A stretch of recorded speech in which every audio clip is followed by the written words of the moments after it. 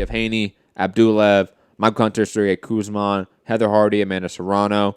I thought it was overall a pretty good night for DAZN, and plus I like Friday night fights, and whenever you give me a pretty good Friday night fight card, I'm happy with it. You know me, I've always been of that mindset. Put cards that are like a Devin Haney headline, a prospect, right? Friday night, small venue, sell it out, stack the card with some names that people care about, and it's going to be a good night. And that's what it was largely. Rob, your thoughts? Yeah, I liked it. I wish we'd have seen more of the undercard. We just got the Michael Hunter fight, Hardy and Serrano, and then obviously the main event. But That sucks. I've seen was it the Christian Bermudez, the crazy knockout? Yes, that was a pretty good knockout. Wow, it was like bang, bang, bang, down, and they got a real good ovation from the crowd. So yeah, he looks a fun fight. Abdullaev, he looks good. He was the one that was supposed to fight Danny Roman on the card. He looks he looks pretty legit. I liked watching him. Majidov, the big heavyweight, the 3-time amateur world champion, had to get off the deck to get his debut win. But yeah, then we get to Gary's boy Rashad Hicks, heavily touted Texan prospect, got absolutely slept by, I want to say, an aggressive looking plant my feet Danny Lusanov. I thought he looked That was nice. Aggressive. It reminds me of when we saw Shakur turn that corner, Devin Haney turn that corner. Like certain guys, certain prospects turn that corner when it comes to, okay, I figure out how to like engage properly in a pro fight. You know, how to get my opponent out of there, how to sort of get my killer instinct in a fight instead of just working on winning a round. Sort of moving from a amateur mentality to a pro mentality. Hopefully, this is a sign of good things to come for Danny Lusanov. Because he's always been a good boxer, but Rob, we've said in the past, he's always lacked killer instinct, lacked power, it seemed. Just sort of kind of went in there and boxed, had no real game plan, nothing in there. And still in the amateur, yes, score points, don't concede points kind of school of thought. But this looked like someone's really got. I think there is a change of trainer. I think he was with Hunter really? before, right? So I heard on the commentary that there's a change of trainer, but I didn't see. I'm not sure who it is, but yeah, he looked like he happy to plant the feet a little bit, to sit on his shots, and yeah, he looked ultra aggressive. So then, yeah, we obviously move up Michael Hunter and Kuzman. I think Hunter's is obviously a cruiserweight that's that's moved up to heavyweight. He's the new Bryant Jennings. I don't know about that, but that's not a bad thing because Bryant Jennings has had a really good career. But that's what he is to me. He's that perennial top 15, 10 guy that's probably, in terms of boxing ability, better than the average. Probably better than a lot of top 10 guys, too. But he lacks power, lacks size, lacks speed, lacks a lot of things to make him a complete elite guy. But he is savvy enough, he is skilled enough, he's going to give a lot of guys issues, sort of like Bryant Jennings, in my opinion. Does he give Povetkin issues on December 7th in Saudi Arabia? Is that what they're thinking about right now? That's the potential about matchup. I like that fight, and I like it more than the fight that the DAZN commentators were talking about. God, they wanted the winner of Parker Chisora. I'm like, no, please no, I don't want that. Povetkin, I don't mind that. I'm okay with that. I think that's a tough fight though for Hunter because I think he's going to be outsized. I think Povetkin's probably actually going to be the faster guy to the punch, like in terms of hand speed. Povetkin actually has. Oh yeah. He's underrated in terms of how fast he can be, how fast he can get to the punch, how fast he can throw that left hook. Hunter could just circle in with the jab, make it an ugly fight. That's what he does. And I don't knock him for that. I am. But, I mean, I think his style, his overall skill set is limited. The base is high enough to where he's going to beat a lot of guys. He's going to be a perennial top 15 guy, but I don't think he's ever going to be a champion in this division. I don't see it. And again, that's fine. There's careers and great careers for people that aren't champions.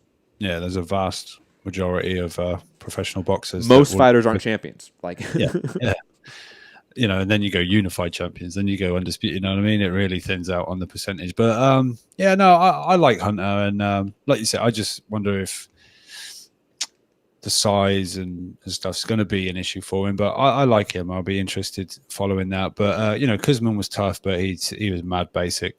Thought Hunter did a good job. He switched off a few times, with his hands down a little bit, but it looked like he could take a punch. And I think he's trouble for some guys, but is he trouble enough to, cause losses for some of these big guys? Well, time will tell. But he's definitely up for fighting anybody, which is always good. So, like for example, I think he could be in some fun fights as well. With the. Yeah, I absolutely agree. For example, I think like a big Baby Miller fight from Mike Hunter, that would be a very tough fight for him just because of the size. Like sure. But then again, like even guys like Don White, Chisora, there's certain guys just from their physique, they're going to give Hunter a lot of issues because he really isn't a true heavyweight in that sense. But then Heather Hardy, Amanda Serrano battled it out. Another great women's fight this weekend. That first round, holy shit, that was scary. We had 3-minute rounds. 1 more minute. Yeah, I've seen 1 more minute. I didn't catch it all, but I've seen a video that I meant to watch with Lou DiBella, and he doesn't agree on the 3-minute rounds. But whatever. But yeah, what another good performance from the two women to put women's boxing, in another good fight. We had Taylor Pursoon, which was a crazy fight. And then this one, it's just shown that the women can do it as well. I know we don't get the sometimes the blazing knockouts and the oh shit moments, but when you see like Heather Hardy put that show of sheer determination, and when she got back into the fight, for me it was wide. I gave Heather a few more rounds than she was given, but as we sort of said on the preview show, her Serrano's speed and her combinations, technical ability and combinations. That first round, she threw what was it, 100? I think you read out the stats on the show. It was after 2 rounds. I think it was 170 something punches. But you got to think about it, guys. That's only 4 minutes of action. That's only a round in 1 more minute. She threw 170 something punches. I think 100 of those were in the first round. That was. I mean, I could have seen the referee stopping that, but in a way, to his credit, he didn't, because we still got the fight that we got. But I was scared for Hardy going into round 2. But she seemed to get it together. She started moving ahead more. She started doing well. I felt she was making Serrano miss quite often. And I just think Hardy just didn't quite have power or anything to stop the forward pressure of Serrano. But at times, Heather was almost walking her down as well. It was, credit to both of the ladies in that fight. It was really good. I know they sold a whole bunch of tickets and deserved at least co-main event for this fight card, because they put the bums on the seats, and it was really a good advertisement for women boxing. Just when it's I think it's ramping up more and more and more, and these, as much as we say like the Ann Wolfs and with the pioneers going for the women, but these are the next pioneers, because the next generation of women boxers are going to benefit off what the Katie Taylor's done, the Clarissa Shields and the Serranos and the Heather Hardys. Well, it's simple. When we had the Layla Ali era in the 90s, right? That era was just left to the dustbin. There was no further investment in women's boxing after Layla Ali. Like Christy Martin and certain fighters, right? Like Maya St. John. You had certain people that they got in certain fights on undercards, but there was never an investment into the sport in any way post Layla Ali. So while you had the pioneers, like you said, in that era, they were then never invested on, so to speak. Like their legacies, their fights were then never pushed into more women's fights, more women's divisions, more investment into women's boxing overall by promotions, by networks, whatever it may be. Hopefully, we get that post this era. We have a reoccurring investment of women's boxing, because without that, then it's going to dry up again. You're going to have to you're going to start from ground zero again. Because I would argue a lot of these women fighting now, they have had to start from ground zero because they sort of left the baton back in the 90s. Yeah, that was yeah, it wasn't passed. It was just dropped. Yeah, it's like, oh, fuck it. Here we go. Like, Yeah. oh, Layla Ali retired. Boom. We're just going to drop it right here. We're done. That's what the promoters and networks did. And for just a quick comment on Lou DiBella saying that women's boxing fights shouldn't have 3-minute rounds, I think that's preposterous. And for a guy that is literally capitalizing on these women fighting and getting brain damage, shut up. Like, just shut up. Like, you are not the person that I want to hear from right now, to be honest. I want to hear from just the women fighters, to be honest. And on top of that, the consumers more than anyone in terms of the networks and promoters, because you guys have been the ones that have pushed the women down, traditionally speaking.